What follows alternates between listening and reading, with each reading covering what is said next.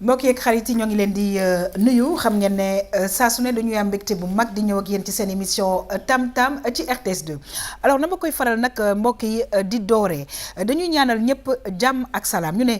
jàmm ci la lépp xaj mbokk yi ñoo ngi koy ñaanal suñu bopp waaye nag di ko ñaanal képp ku nga xamante ne bi yaa ngi seetaan Tam Tam waaye bépp doomu aadama alors bu ñu jógee ci loolu mbokk yi saa su ne dama koy wax parce que nag wax dëgg yàlla soo wéree te wérle woo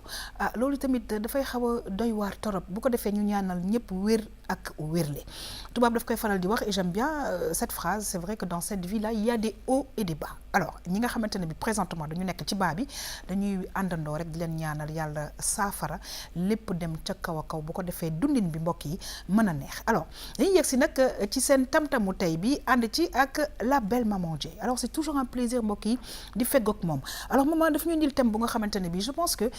jigéen ñi ngi may seetaan le plus souvent c'est très compliqué défaut d'entretien góor ñi nga xamante ne bi macha allah xamuñu la leen war ca ka ñu jël takk ko soxna mbokk yi dinañ yaatal waxtaan bi xool nag lan la maître Amath Thiam wax ci loolee mbokk yi ñu jógee ci loolu ñëw ci wàllu décoration ànd ci ak suñu xarit Bichiba tey dañuy xool tey lan lañ ñu nar a proposé alors ci bés bi nag mbokk yi damay am mbégte bu mag di feggoo ak sama doom kooku ñu nekkan ñu ne Malcolm macha allah chroniqueur la waaye xam ngeen ne am na leneen ak leneen lu muy def ci leneen loolu muy def ma tànn ci aussi acteur moo tax macha allah bu nu indilee koo xam ne naataangoom la mbokk yi dañuy ne waaw parce que tout simplement xam na exactement la muy def xam na milieu bi alors bu ko defee tey dina ñu indil benn série bu nga xamante ne bi dinañ ko gis très bientôt fii ci milieu audiovisuel bi muy Mœurs alors Mœurs nag ki nga xamante ne bi moom mooy actrice principale bi nekk Samira Coulibaly mbokk yi dañuy am contentement bu mag di feggoog moom alors di nuyu nag ki nga xamante ne bi suñu consultant la ci wàllu yoon di maître Amath Thiam mbokk yi madame Régie dellu si waat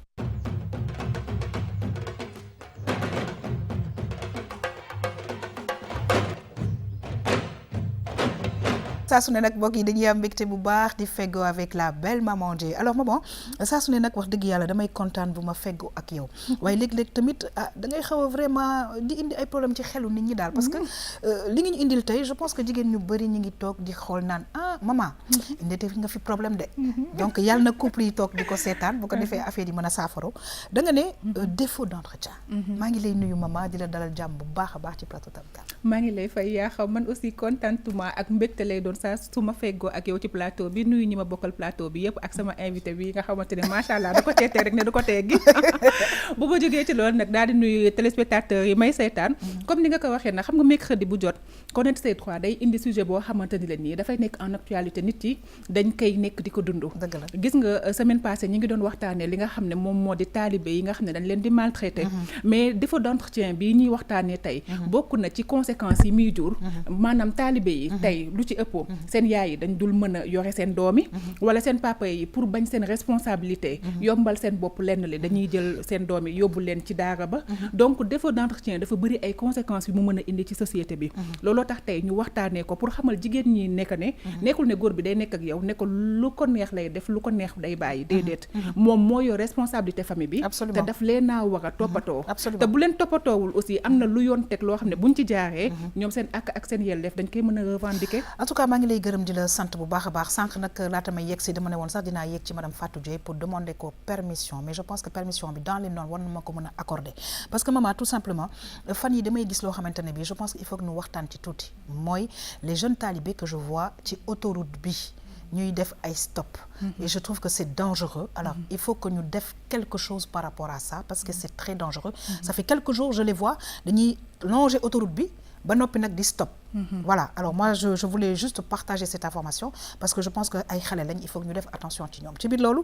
mbokk yi damay nuyu bu baax a baax Malcolm sànq maa ngi koy wax macha allah mi ngi ci milieu art bi alors tey lim ñu indil mooy Mœurs dinañ ci waxtaan dans quelques instants waaye laata loolu Malcolm maa ngi lay nuyu di kontaan saa su ne wax dëgg yàlla di feggoog yow. jërëjëf mbégte tam laay am chaque instant di nuyu maman Dieye la belle la plus belle je peux dire am tamit invité bu mag boo xam ne il s'appelle Samira Coulibaly benn pépinière la boo xamante ni si après dinañ ko gis dina gën a fleurir ci kanam parce que ça me rappelle juste mon ami Ngorba Malick c'est comme ça il y a des gens yoo xamante ni si benn tic la ñuy am bu ñu ñëwee nit ñi Sénégal ñoo leen di adopté bëggal leen seen bopp loolu lañ koy souhaité alors série bi Mœurs dina mel comme maîtresse parce que mbiru jigéen la te jigéen D'accord. lu mu jël yàlla moo ci def lu am solo. Dëgg la. ci kanam dinañ ci xuus lu bëri. Très bien. fan la commencé lan ak lan lay def te bu ñu fàtte du juste actrice. am na leneen lu làqu ci loolu xam naa ci kanam lay doon incha allah. très bien en tout cas dañuy lay gërëm di la sant bu baax a baax waaye dañuy kontaan mbokk yi di feggoo ak Samira Coulibaly maa ngi koy wax sànq actrice la ci Mœurs waaye tamit nekk présentatrice ci Sen TV ñi ngi nuyu waa Sen TV yëpp encore une fois en tout cas c'est un plaisir di feggoo ak yow ci plateau Tam Tam Samira. merci Yakham maa ngi lay nuyu maa ngi nuyu aussi sa naataango yi ci plateau bi maman Malcolm ainsi que seen invité bi aussi maa ngi koy nuyu di nuyu les téléspectateurs de la RTS yëpp ak sénégalais yi di leen wax ni que am naa mbégte di toog fii tey. Très c'est bien. un plaisir. En tout cas le plaisir est vraiment partagé Samira dinañ seq ak yow ba ca kanamee waxtaan bu am solo waaye mbokk yi nag suñu xarit xam nañ ko léegi bu baax a baax mooy suñu consultant la ci wàllu yoon mais nag ci biir loolu macha allah man ni muy ñëwee daf may neex parce que sañse yi couleur yi nga xam ne xam na léegi couleuru télé lan ak lan la vraiment maître Thiam dañuy kontaan ba noppi nag ci biir loolu yëpp li ci gën a am solo yaa ngi ñuy gindi ñi nga xamante ne bi dañu am ay problème ci wàllu yoon maître Thiam nuyu naa la. yaa xam merci beaucoup. man damay tëll rek quoi ndànk rek. ah da ngay tëll waaw ndànk pour maquiller émission bi quoi. ah kon boo yegsee mu doy waar ki ànd yow il faut mu dafa rafet daal. merci beaucoup. di nuyu Samira. son excellence. di nuyu la plus belle Mama Dieye. sama mbokku Daara. waaw di ziar ñëpp. sama mbokku Daara bëgg maafe. très bien. voilà xamoon naa fa jàmm. di nuyu aussi soxna si vraiment. teraanga keroog bi. vraiment di ñaan yàlla may ñu émission bu neex. bu ànd ak dégg ak topp. très bien ñi ngi lay gërëm di la sant bu baax a baax mbokk yi ñu yegsi ci àq ak yelleefu doomu aadama avec la belle maman Dieye nee na défaut d'entretien mbokk yi lan la ci yoon wax en tout cas dañuy dem d'abord xool benn témoignage mbokk yi dellu si waat.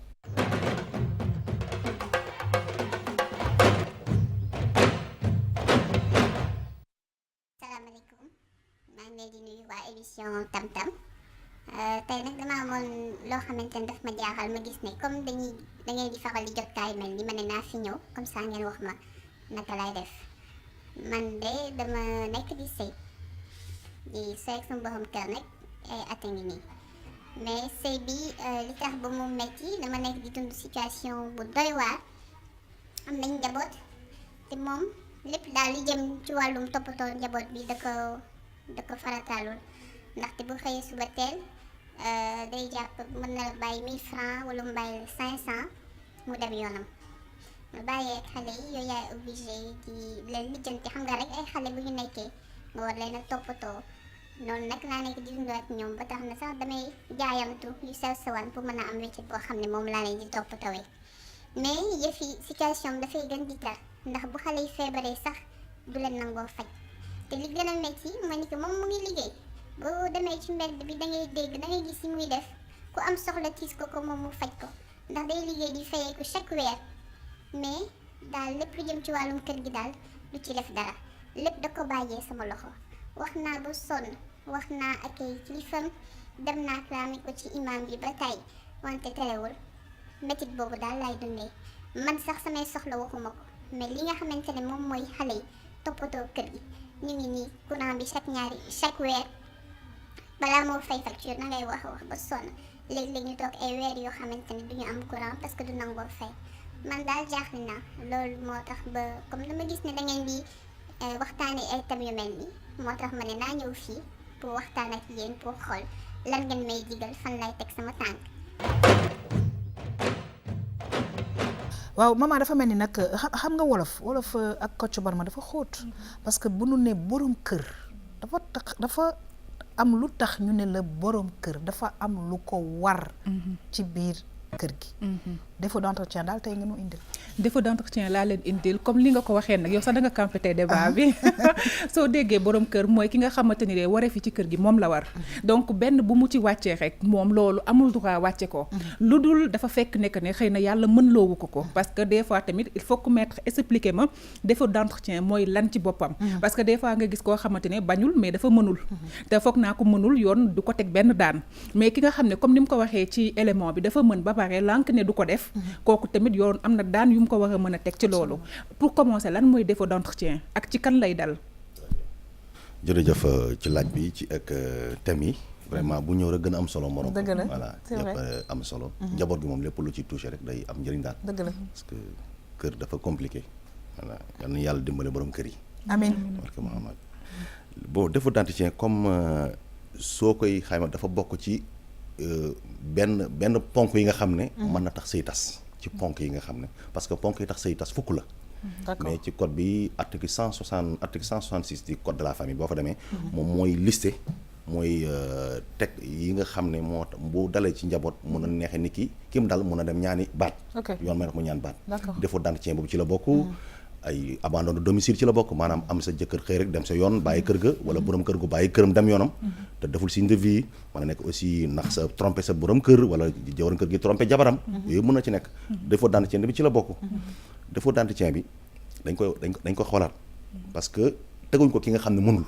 comme li nga wax bi nga campé débat bi. mais ki nga xam ne dafa mën na war a def te deful. parce que yoon waxul na borom kër gi rek moo war a def ci kër gi. boo demee ci article 375 bu code de la famille. daf ne. article boobu dam lu wax daf ne wareefu kër gi ak di jëm ci toppatoo xale yi. ci borom kër gi la ko yoon teg à titre principal. leer na jigéen gi tamit day def moom it. bu nekkee waaw amee. dafa war a def moom participer. parce que ñoo bokk ménage bi. parce que ménage comme je dis ñi may expliquer ñeneen ménage c'est comme entreprise la. jëkkër ji mooy président directeur général bi. femme bi mooy gestionnaire bi. ministre des affaires sociales. waaw. d'accord très bien loolu laa koy waxee. ne leen ménage mu ngi tudd entreprise mi ngi tudd ménage. président directeur général bi moom mooy jëkkër ji. PDG bi wala asafala président conseil d'administration bi wala gestionnaire bi mooy ndaw si. léegi nag seen patrimoine mooy seen doom yi ak seen biens yi. parce que entreprise boobu am na patrimoine. donc dama yaakaar nit ki waroo bokk ci benn entreprise pare di créer condition te entreprise bi yàqu. sinon da ngeen au chômage. li tax moo wax ne défaut d'entretien baaxul day tax say mën a tas jigéen bi nga xam ne góor gi teg na ko.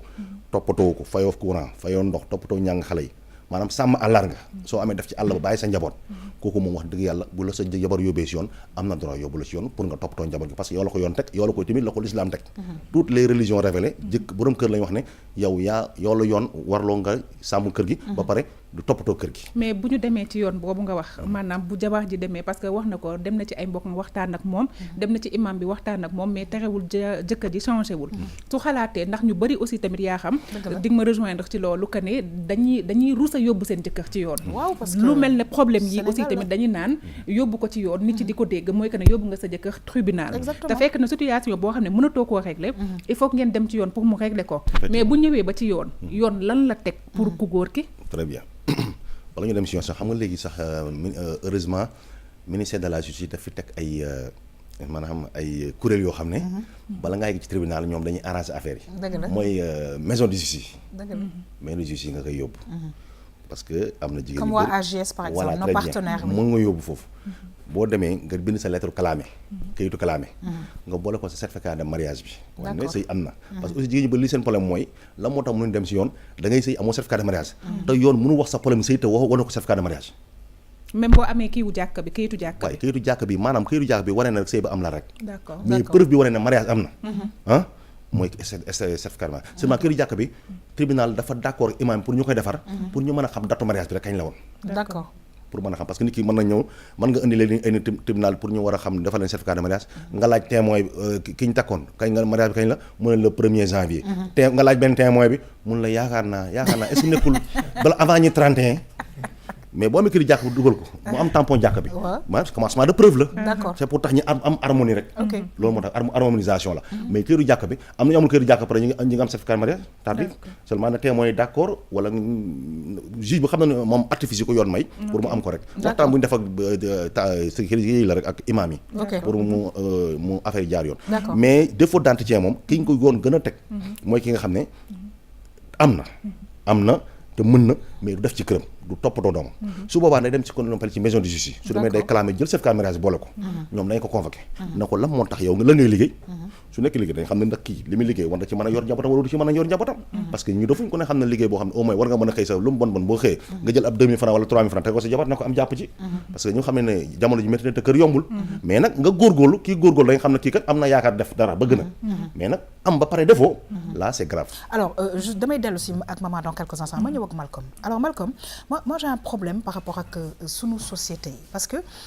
muy ci religion révélée yi ñu wax yépp borom kër moo war a yore kër maintenant est-ce que borom kër yooyu xam nañ ni religion yi lan lañ leen daan parce que am na ci ñu nga xamante ne bi tamit dañu yaakaar ne peut-être suñu joxee 2000 francs après peut-être ñu xaw a jox xale yi et la femme elle-même man des fois loolu mooy sama problème la femme jigéen bi juste am na yoo xam ne peut-être du ma fa mën a tontu parce que amaguma yenn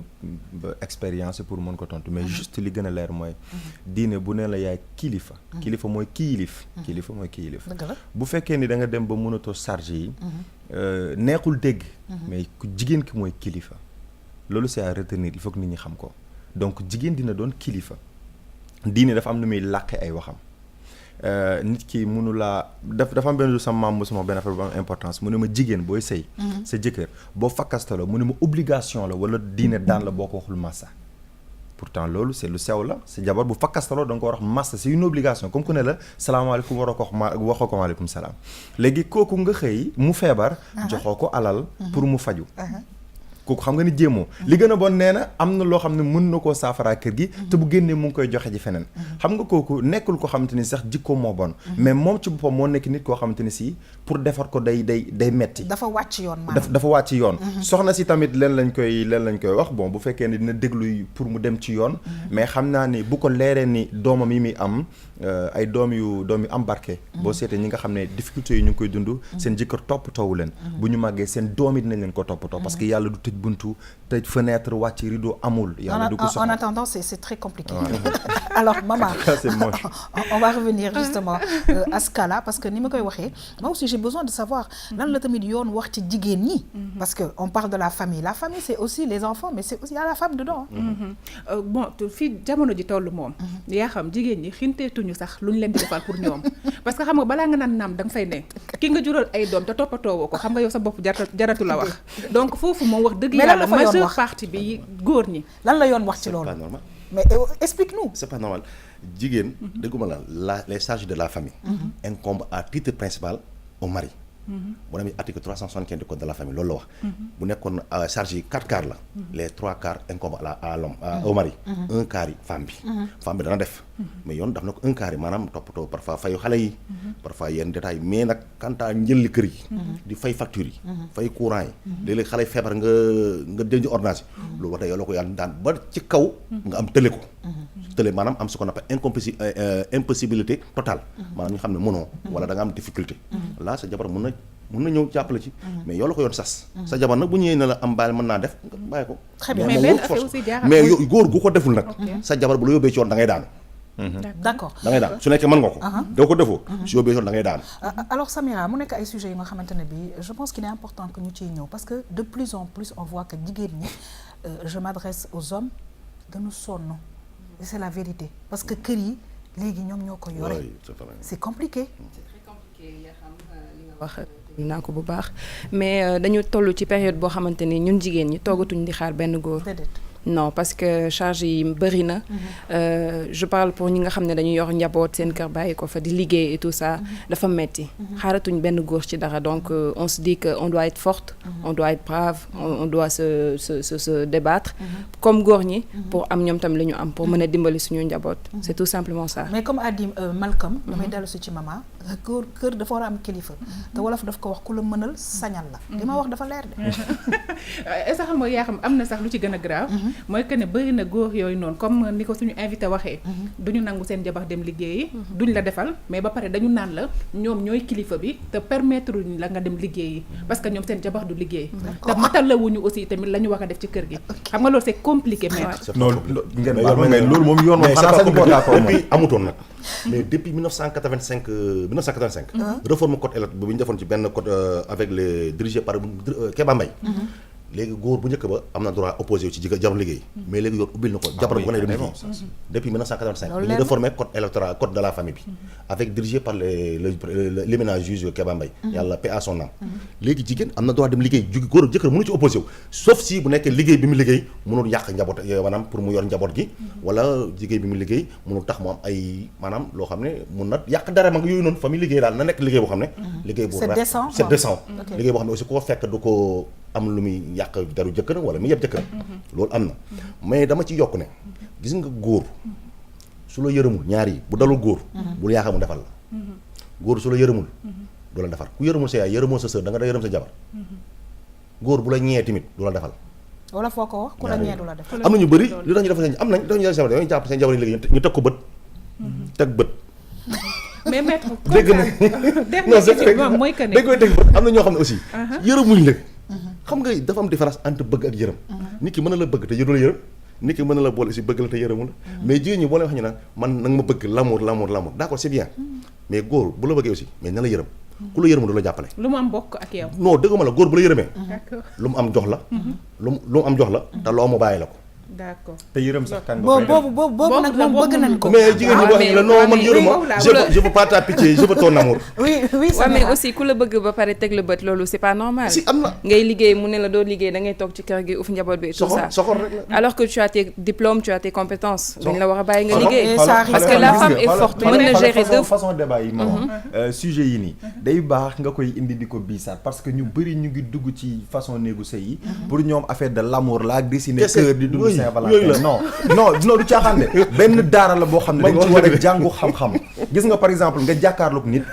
mu tooñ la nga mën a dëkk ak moom di reetaan loolu ku ko mënul mën a goo sëy jigéen boo xam ne tooñ nañ la mu leer ni sa jëkkër tooñ na xooli na feneen boo gisee gan ne salaamaaleykum rek nga reetaan kër gi mel ne dafa tàkk xam nga ni kooku noonu yàlla mu ngi koy naatal xol baa ngi commencé leer yéen ñaar ngeen di jàng harmonie boobu da ngeen di dem ba à un moment donné da ngeen di rusante ñu ne gars yi def nañ 50 ans de mariage dinañ def 60 ans parce que dañuy rusante loolu lépp dañuy mais fekk taar bi nga fi ay l'amour ak yooyu non loolu lépp mais dañuy delluwaat ci njàngat yi parce que ça aussi c'est c'est un la autre base, sujet alors njàngat bi c'est quoi comme le disait le professeur Massamba Gueye c'est-à-dire que jàngalatuñu suñu doom yi ñuy nekk ay borom kër wala ñuy nekk ay soxna ñun dañ leen di wax rek dem leen école indi leen ay diplôme bu diplôme yi pare ak yëpp alors côté social bi c'est la catastrophe alors on va terminer tout simplement maman ak conseil yi nga xamante ne bi mun nañ ko jox kii wóolu RTS2 ba poser problème bi li waati itam leen de am na moom yaa xam mieux vaut tard que jamais te fii jamono ji toll nii man des fois damay wax ne war nañu def sax benn marche boo xam ne oustaz yi ñoom ñooy génn parce que day am fu mbir mi toll foo xam ne yoon est-ce que damay wax ne que mënati na ci lu bari ndax li yoon wax pour man ñëpp xam nañ ko mais ndax xam dinañ ko appliquer loolu mooy wax bi donc bu nitu diine yi génnee xëy na waar leen ci yàlla ak programme bi mu ñuy xaaree bu ñu deful li ñu war a def xanaa dina leen conscient ñu delloo si leen ñu réagir wax dëgg ñun dañuy kaas suñu ay droit mais en tout cas li wóor ba wóor mooy ma bëgg nga tegal ñu nag léegi ki nga xamante ne bi wóolu nañu défaut d'entretien jëkkër ji am na lu ko def ci biir kër gi moom ban doxin la war a am très bien doxin bi mu war a am mooy xam nga dafa am yenn tooñ yoo xam ne ci yoon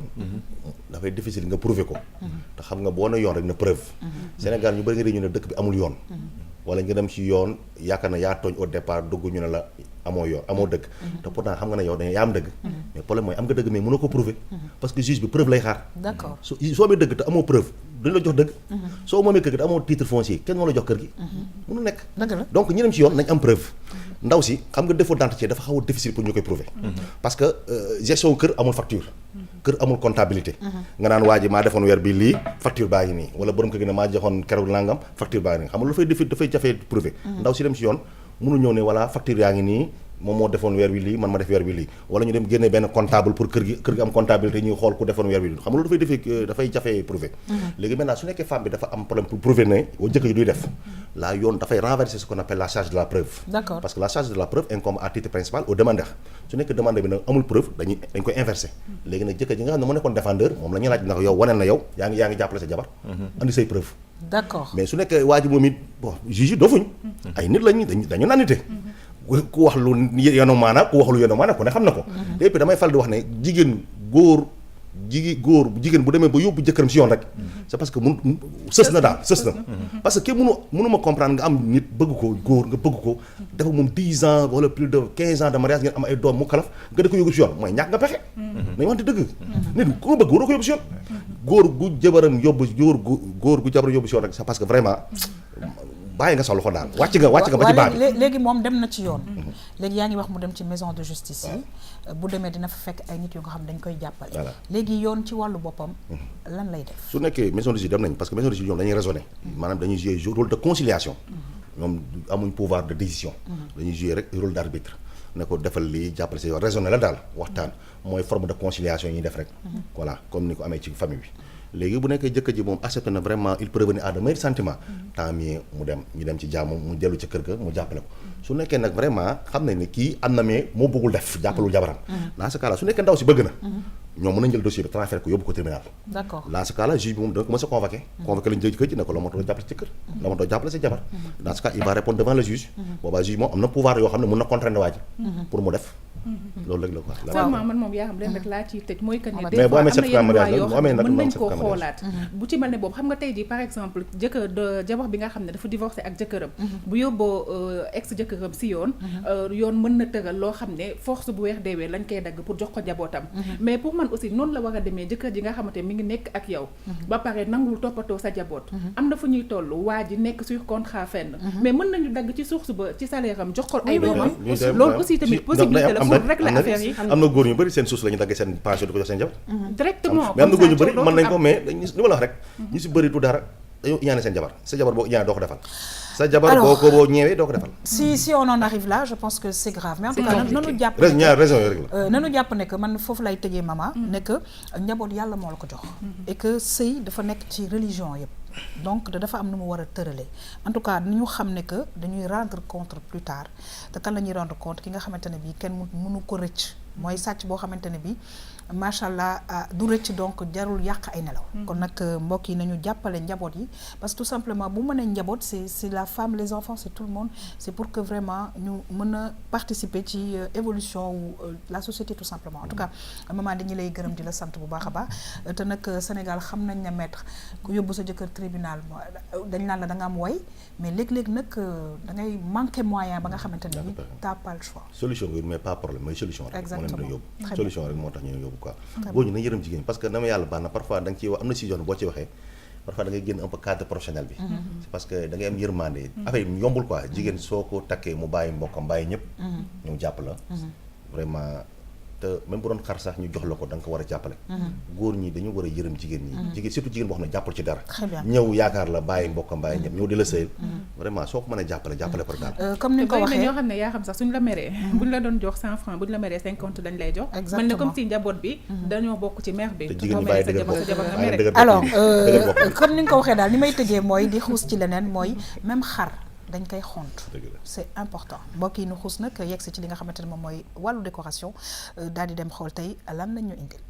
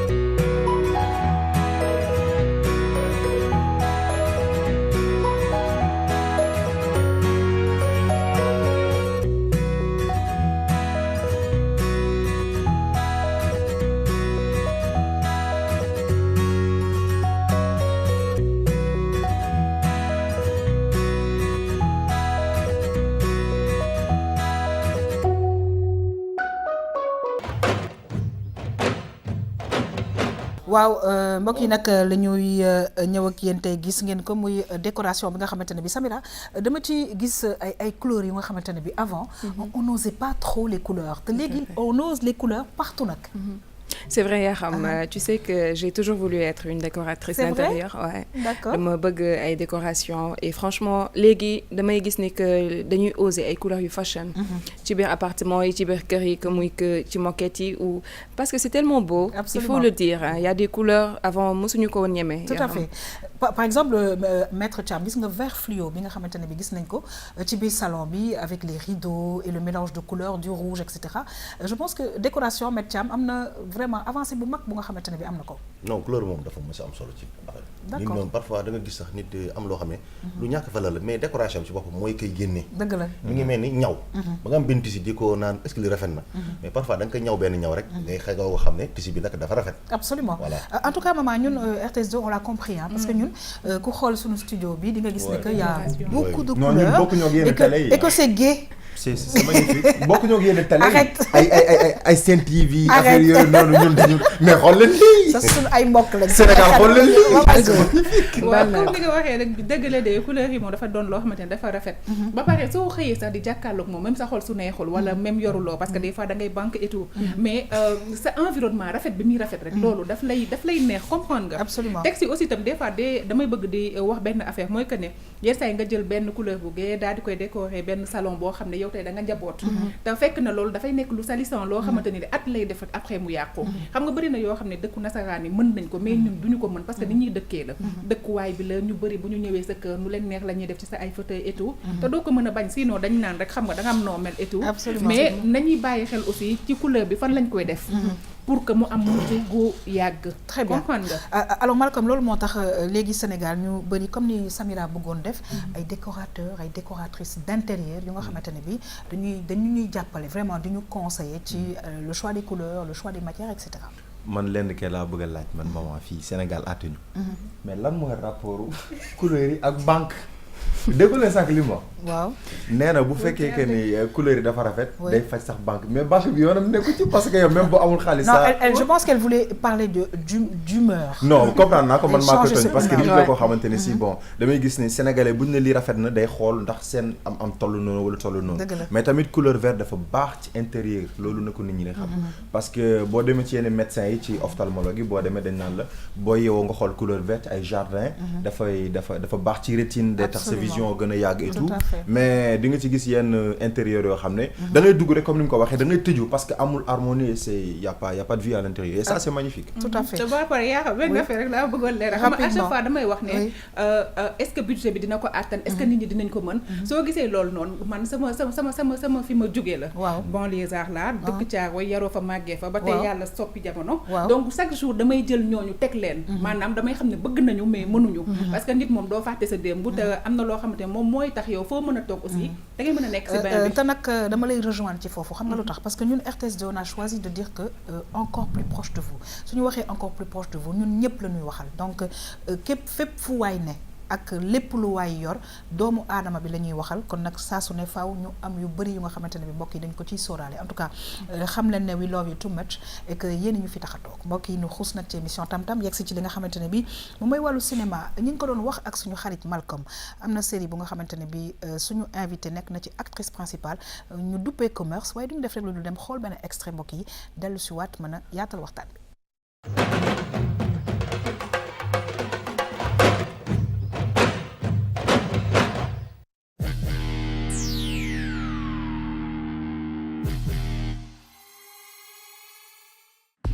jànk yi maa leen indi ci kër gi maa leen moom man mi xamanteeg ñoom bàyyi ma defanteeg ñoom jànk boo ci bayal mu firim réew. ah bon yoo xamoo jikkoy jànk yi da nga génn ci ñoom. tu sais que sama élément yëpp tenue bi yow la ci gën a jàpp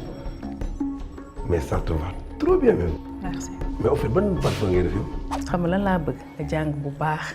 am say diplôme su ko defee nga am jëkkër ju baax joo xamante ne da lay àttan li mu war a fekk ci yow mu fekk ko ci Anta man loolu rek moo ma yitteel. xam nga ni jigéen bu mel nii yow amatul ci tàngoon bi. ban genre jigéen. du tux du naan xanaa gisoo ñu nekk ci biir instant bi koo ci laajoon turu papaam du la ko wax ñu ngi tàkk bay lang. C'est très bien que c'est un délit puni par la loi et puis tu peux aller en prison avec ça. S'il te plaît, ne m'amène pas à la prison. yow nga ni moom amu fay mbokk. est-ce que loolu leer na booy. temps dama nekk ci jàmm de bëgguma ko dugal nga ci lenn yoo. kii xale bu set wécc la. ci gaal gi lañ ko fekk mu doon waajal dem Espagne français bi leerul créole rek lay làkk. koñ bi xale yëpp ay tux yàmba. yow similaire. ñëpp nag. xale jigéen sax tàmbali nañ ko. dañ maa drogué violé ma wër naa la foofu ba sonn waaye gisuma la. mais nan nga may gisee nga mandi bay tërëf. e xoolal xam nga lan la man du ma sangaaka. kenn mënut ci nelaw ba yandoor ci digg koñ bi kenn mënut a dox benn heure bi ñu xam ne jafe-jafe mag am na ci koñ bi ma bëgg ñu jóg ci balaa jéggi day wax. il me faut une brigade dans la commune. ay Jacques Bauer gars yoo xam ni dañuy dàqe ji agresseur ak sàcc yi. brigade boobu nga wax. dama bëgg nga jox ko.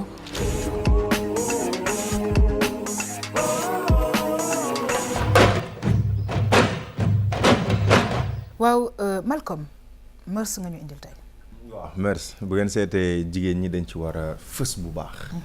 gis nañ paa bi mu ne dafa soxla ay jagboori jigéen et tout moom mu am sañ-sañ ne na ko jox. agresseurs yi xam nga di jigéen tey bu naree sànjaafu liggéey ne moo koy gérer loolu dañ ko war a xoolaat Mœurs bëgg nañ nga expliquer ñu bu baax. série bi ni mu war a demee yow tamit sa dugg si ci biir série bi parce que loolu lu ñu amal importance la ci télé bi lañ la doon seen actuellement ñu ngi la seen ci cinéma bi. Est-ce que mën nañ la bàyyi au moins nga expliquer ñu comment ça se passe dans Mœurs. Bien sûr Mœurs dafa nekk benn brigade boo xam ne c'est exclusivement féminine. D'accord. Parce que man maay chef brigade bi. man maa def recrutement bi et j'ai pensé que ay jigéen laa war a jël teg leen ci. parce que lu góor mën jigéen mën na ko à mon avis hein. Tout à fait. Je suis et pas vrai. très Non, féministe c'est mais c'est Je à mon confirme. avis. Donc voilà loolu moo waral tey ñu jël 7 femmes. ku ci nekk am na ay compétences ku ci nekk am na fu mu jógee et vous verrez que dans la série dina am yeneen image yoo xamante ne c'est des femmes sénégalaises yuy dem marché di nduggi wala quoi que ce soit c'est pas des femmes yoo xam ne dañu taxaw pour révolter wu en tout cas. D'accord. mais am na lu ñuy xeex am na lu ñuy défendre. et vous verrez la suite. Alors laata may delloowaat Malcolm kàddu gi bëggoon naa aussi nga ñëw ci parce que il l'a dit tout à l'heure c'est vrai que présentatrice nga et cetera. mais naka nga basculer ci 7e art bi. Alors franchement c'est venu comme ça. On m'a contacté via un ami. Alors ñu woo ma pour ma ñëw def casting c'est venu comme ça ma dem def casting on m'a posé plusieurs questions nag franchement. D'accord. Et ma toog benn jour ñu woo ma ne ma dañ la proposer pour benn rôle. Il faut nga ñëw donc je suis venue ma xool rôle bi. Et franchement je me dis que je suis à 50% personnage bi ñu ma jox. D'accord. Ouais. Je suis à 50% bon? personnage. Oui Malcolm. J'aime bien les nit ñi nga xam ne dañuy assumer seen responsabilité. Gis nañ sànq ci sa biir wax nga ne am na tant de type de femmes yoo xamante ne si nekk nañ ci biir. parce que yow yaa doon recruter ñan ak ñan nga recruter et puis lu tax ñoom seen caractère peut-être que am na yenn yoo xam ne bu gars yi tànnee bu produit bi génnee. ci ngeen di xam ne nekkul ne rek ay nit c'est-à-dire jigéen bu solo nii c'est-à-dire am na leneen lu làqu ci biir. loolu bëgg naa nga expliquer ñu ko parce que je pense que du ma ko mën a expliquer nii carrément. Bon Malcolm man aussi duma la ko mën a leeral duma ci mën a xuus duma ci mën a sori mais sachez que ay jigéen daal ay jigéen comme tey ma jël Yakham Yakham elle est présentatrice à la télé et tout ça ma jël maman nekk benn jaaykatu cuuraay wala quelque chose comme ça donc c'est différent man maay xool selon ku ci nekk particularité bi nga am ma jël la recruter la et puis voilà ci loolu laa bëggoon ñëw parce que seetlu nañ ci ay jigéen yoo xam ne am na ko xam ne intellectuel la kenn du ko gis ay lunettes la yor machine la góor boo xamante ni si moom dugg na ci WhatsApp beeg ci Instagram bi di jaay bandi xale bi xam na fa nga nekk am na benn gel boo xam ne ñëpp dañoo foog ne dafa dof mu ngi ci koñ ba ndekete moom kii recruté na ko mu ngi ci biir yu ci yooyu noonu laa bëggoon nga ñëw il faut nga wax comme foo xamee yooyu yëpp mais dafa laa ko jëg cinéma la ñëw en tout cas ça m'étonne soo basé wu woon ci BA bi rek doo mën a xam loolu yëpp ça se voit que vous avez fait des recherches voilà donc c'est tout à fait normal li mu wax loolu la et puis ñun daal sachez que bëgguma ci xuus honnêtement non mais c'est vrai aussi parce que bon série bu nga xamante ne dafay waaj a génn et tout mais bëggoon naa aussi nga ñëw ci wàllu organisation série bi comment est-ce que ça s'est passé parce que c'est une série de combien d'épisodes fan ngeen tourné côté technique comment ça s'est passé. Bon ñi ngi ci Evenprod ku nekk xam na maison de prod boobu Evenprod moo nekkaloon Idole et tout ça doon jouer ak ñoom donc ñoom ñoo indiwaat Mœurs la brigade des femmes à l'assaut de la ville donc ñoom c'est des gens yoo xamante ne ñoom ñoo dem daal jëli seeni nit kenn mënul wax nit ki fii la jógee en tout cas ñun foofu lañ tasee ce que je peux dire ñun ñëpp foofu lañ tasee ñëw bokk ci liggéey bi c'est tout ce que je peux dire par rapport à ça. mais Samira lan ngeen di dénoncer au juste. waaw li ñuy dénoncer mooy justement li maman doon waxtaan ak sëñ bi sànq. mooy toogatuñu di xaar góor ñi ñun. dañuy jug lépp lu góor mën. lépp lu Malcolm mën conviction quoi. non parce que foofu noonu day jur benn nuance boo nee toogatuñu xaar góor ñi. comme si liggéey la mais on dirait que bant bi war a dóor maanaam yoon yat bi mu teg pour ñu war a dóor dafa mel ni jigéen ñee ko këfeet ci biir série bi pour war a dóor loolu il faut que mu leer waaw parce que mission boo xam ne góor ñi mën nañ ko def je pense mais yéen a ko laaj bon du question de ñun ñoo ko laaj Malcolm du franchement ñun ñoo ko laaj mais je pense que ñun ñoo taxaw bokk pour représenter ñi nga xamante ne amuñu baat ci dëkk bi. D'accord. ñi nekk ci région yi di souffrir. cas bi ngeen fi wax sànq. ñi nekk ci seen ménage di souffrir et tout ça donc ñun dañ taxaw pour dénoncer loolu. pour ne que non il faut que ça cesse stop la ñu wax. alors maître Amath Thiam lan nga xalaat ci déjà moom. engagement parce que seetaanuma ko parce que certainement commencé gul mais on sent un engagement des femmes nga gis ne que bon voilà les démarches ont beaucoup changé par rapport ak jigéen ñi seen vision en fait waaw day dolli ci gën a dëggal ne nit looy def déjà nañ ci am conviction te booy ne ci nit ko xam ne da nga ne ci audiovisuel ñu lay dégg wala ñu lay suivre comme ni di da ngay parfois nekk représenté ñi nga xam ne amuñu woon chance pour ñëwoon taxaw fi nga taxaw wax leen naka wala leen métti waaw dañoo nekk société boo xam ne dénonciation yi ñi dañuy dénoncer parce que ñi dañu garder moo bari donc il faut que ñi waxal ñi parce que actuellement loo fa wax rek am ko ci gis boppam absolument waaw benn moom ngay waxal man li ma bëggoon laaj benn question si vous permettez c'est-à-dire titre bi merci bi ça renvoie quoi parce que merci dafa yaatu torop waaw ci biir yaatu boobu nag parce que merci vertu ngi ci valeur ngi ci c'est-à-dire pourquoi merci quoi waaw moom mooy li nga wax rek loolu yëpp lañ tënk ci biir loolu yëpp lañ tënk naka défendre cause yooyu wala lu rafet ngeen di génne non lépp lu rafet valeur jigéen dinañ ko génnee lu góor ñi di teg métit bi ñuy teg góor ñi aussi dinañ ko métit bi ñuy teg jigéen ñi pardon dinañ ko dénoncer aussi ay tuxam zooy la non loolu c'est vrai yaa xam loolu muy wax noonu dëgg la actualité la xale yu jigéen ñi léegi ñu ngi koy def et tout ça donc ñun message bu ñuy lancer la pour yee askan wi ni que lii ñuy def baaxul donc ñun loolu moo ñu tax a jóg c'est l'objectif maman parce que comme ni mu ko waxee am na daal yu bëri ni ko Malcolm aussi waxee yu nga xamante ne bi ñoom ñu ngi koy dénoncer en tout cas c'est voilà série bu nga xamante ne bi bon dinañ xool fan lañu jëm ak ñun dinañ xool fan la ñu jëm ak moom mais bu ñuy dénoncer à chaque fois da ngay gis ne que ne ñenn ñi dinañ ko apprécier mais ñeneen ñi aussi dinañu taxaw ne loolu waruñu ko fësal loolu waruñu ko wane parce que ñun ci suñu culture wala Sénégal bi ñu nekk xale yi ak kilifa yi fi nekk waruñu wane lenn lii est-ce que loolu aussi tamit yéen tenir ngeen ci compte est-ce que loolu aussi tamit bu ñëwee am lu mu répercuté woo ci yéen du leen xaw a déstabiliser tuuti non ñun perso je pense qu'on s'attend à tout okay. mais suñu intention mooy def ci lu baax parce que gis nga sànq élément bi nga wane la femme dañ ko flouter et tout ça donc mën nañ jël benn Samira mu interpréter kooku am lu mu def kooku bu seetaanee li Samira def dina ni ah gis naa ci sama bopp donc il faut que ma dem tey gis maître wala ma dem gis keneen exposer ko sama problème donc dañ leen bëgg a yombalal li ñuy dund ñoom di ko dund chaque jour muy metti ñu koy exposer di ko mën a wax Malcolm, en tant que femme, j'ai hâte de voir ça. Effectivement, et n'oublions pas une chose. Le cinéma, ça prend du côté production. Bon Dieu, c'est acteurs et actrices tech-len. Mais nous sommes des Sénégalais, ça c'est clair. Oui. Ne jamais l'oublier. Jamais. Oui. Ça soit sponsor 150 milliards de dollars ou le CFA ou le nous sommes des Sénégalais. Et dénoncer c'est bien. mais muñit dara gënu ko boo demee nag ba muñ ba sës ki nga jegal mooy kobos ni ñu ne kii mënatut muñ xam ne defe naa boole boobu mooy gën a am importance peut-être foofu noonu sax waruma ci woon dugg mais li ma gën a neex ci Mœurs yaa xam jigéen ñi dépassé nañ léegi di jouer ay séries di toog di defaru non gis naa ci ay dëru loolu dama bëgg gars yi wax ci cascade xeex bu jolli yéen dañ leen a jàngal dafa am benn maître ceinture non moo bëggoon ñu tegal ma élément boobu ay ceinture noire yu leen jàngal wala gars yi ñoo leen ko jàngal parce que gis naa benn waaj yoo xam ne nekk ci jigéen ki ba mu nekkoon naan day génn mais gis nga mbot bi ñu ko fëgg defe naa loolu ouais yaa xam c'est vrai c'était pas évident parce que man à la base bi ñu may doog a jël je pesais 84 kilos. D'accord. Actuellement, je suis à 70 kilos. Oh, ça, c'est du cinéma. Ci formation bi rek. 14 kilos en mois. Ci formation bi. OK. Donc, ci biir formation bi am na ay policiers, de vrais policiers ñuy defal formation pour le jargon. OK. Am na ay militaires, dañuy nekk ak ñoom chaque jour tenue, saleté, tilim. Donc vous allez vous attendre à tout ça. Loolu yëpp day ñëw. D'accord. C'est pas que Samira bi toog nii ngeen nar a gis, mais beneen Samira.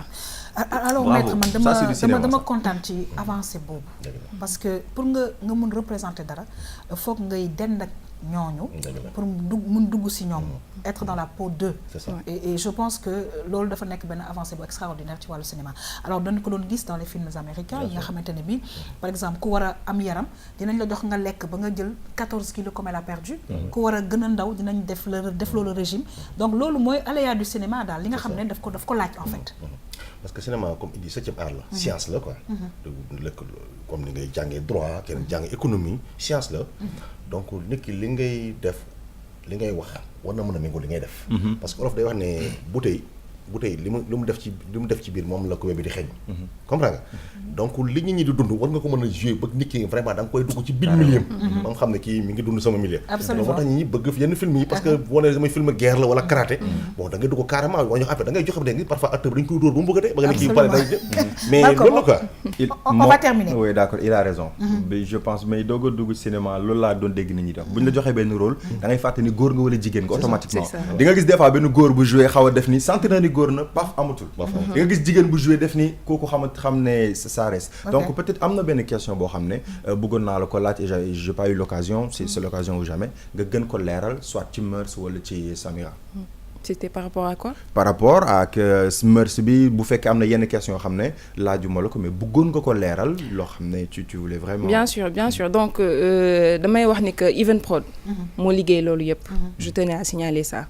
Parce que tey du Samira moo bëgg a jeex yàgg naa dem salle mënuma fexe ba jeex. Je vous dis ça loolu moo am. Mais comment ça s'est passé? mais parce que dañ lay teg ci yoon et ils te mettent à l'aise. D'accord. ñoom amuñu problème Malcolm wax na xam li may wax mi ngi ci milieu bi. D'accord. mënoon nañ la stressé wala di la def quoi que ce soit mais ñoom dañ lay teg ci yoon donc je tenais une fois à les remercier. di remercier monsieur Ibou Guèye aussi moom mi nekk réalisateur bi. pour dire que rien n'est facile dans la vie. Rien n'est facile man je m'attendais pas à être une actrice honnêtement. bi ñu ma ko waxee aussi xam naa li ma ci war a def. donc damay taxaw pour def loolu. et je dis aussi que jigéen ñooñu tam loolu la ñuy def les autres filles. En tout cas gisaguñu Mœurs mais on tient à féliciter cet engagement qu'elle a en tout cas ci li nga xamante ne bi moom koy def en tout cas ñu ngi lay souhaiter bon vent ci 7e art bi di la souhaiter bonne continuation ci wàllu présentation bi ngay def ci télé Malcolm dañu lay gërëm di la sant bu baax a baax parce que comme on le dit dans Tam Tam on apprend toujours alors vraiment li nga xamante ne bi indi nga ñu ko ci 7e art chaque fois dañu ci am jàngat yu mag ñi ngi lay gërëm di la sant bu baax a baax mbokk ñu yegsi ci Vue sur la toile.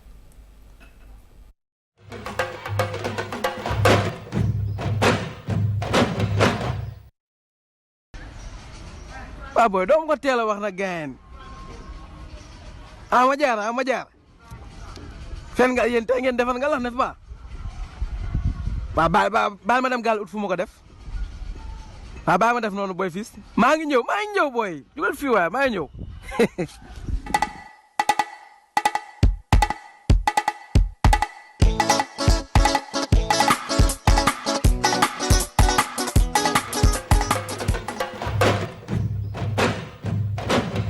waaw du ñu def rek mbokk yi lu dul nag di xaar ñu ni tamit li nga xamante ne bi moom mooy vendredi saint di ci nuyu bu baax a baax képp ku nga xamante ne bi chrétien nga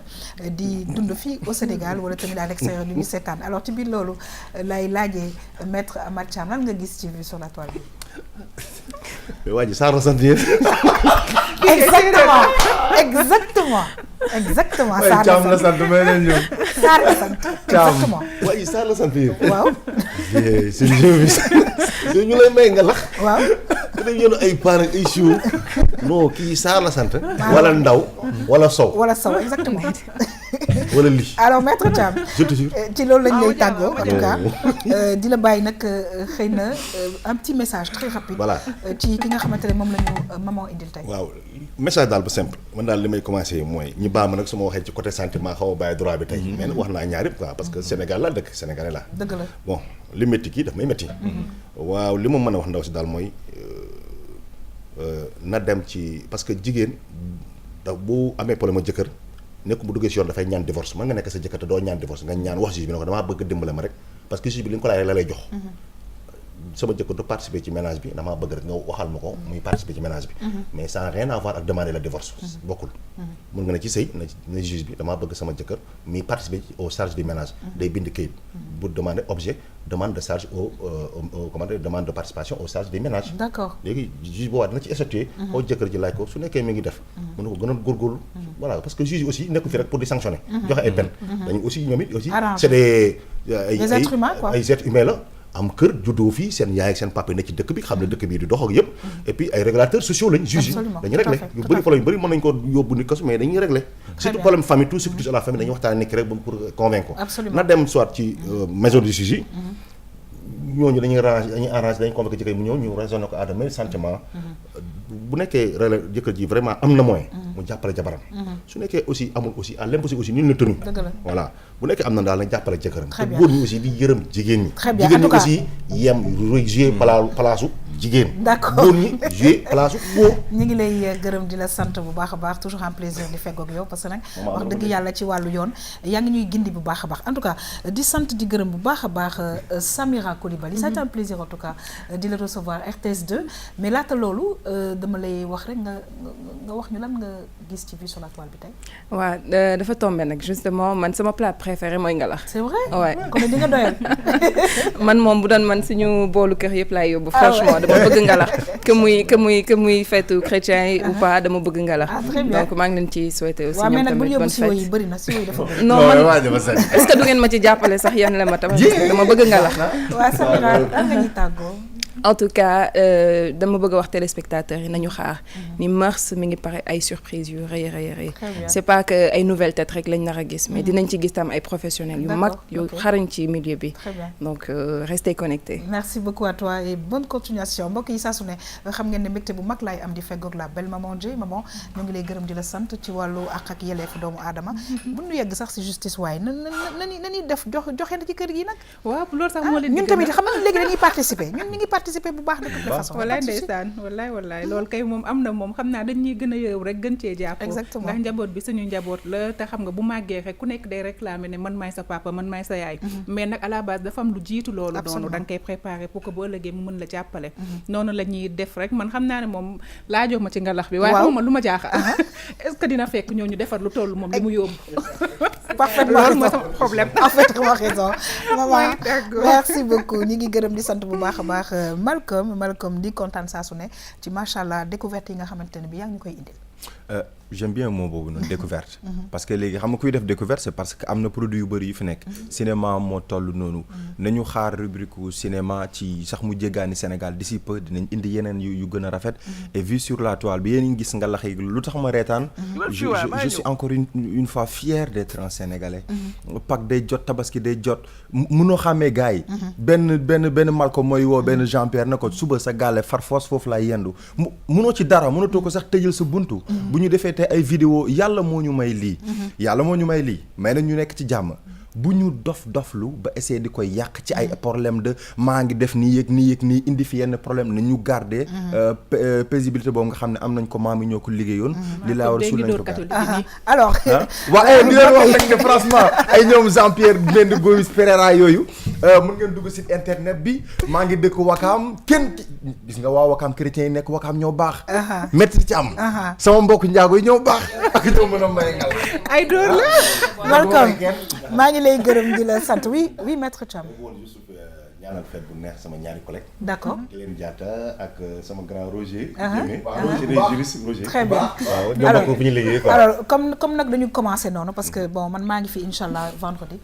di ko jaaree aussi au nom de toute l'équipe de la RTS2 di souhaiter bonne fête chrétien Sénégal yëpp. mais rawatina nag ñi nga xamante ne bi dañu bokk ak ñoom liggéey. parce que macha allah ñi ngi fi entre nous on travaille très bien. xam naa ne incha allah vendredi dinaa ci lim ñi nga xamante ne bi macha allah ñi ngi fii ci RTS2 aussi ak groupe RTS di def liggéey bu rafet ak ci yeneen RTS yi nga xamante ne bi dañu nekk ci région yi mbokk yi di leen remercier yéen ñëpp kontaanoon feggoo ak ñi nga xamante ne bi tey ñoo fi nekkoon di leen jox rendez-vous incha allah suba pour beneen émission Tam Tam bonne suite des programmes sur la RTS2 au revoir.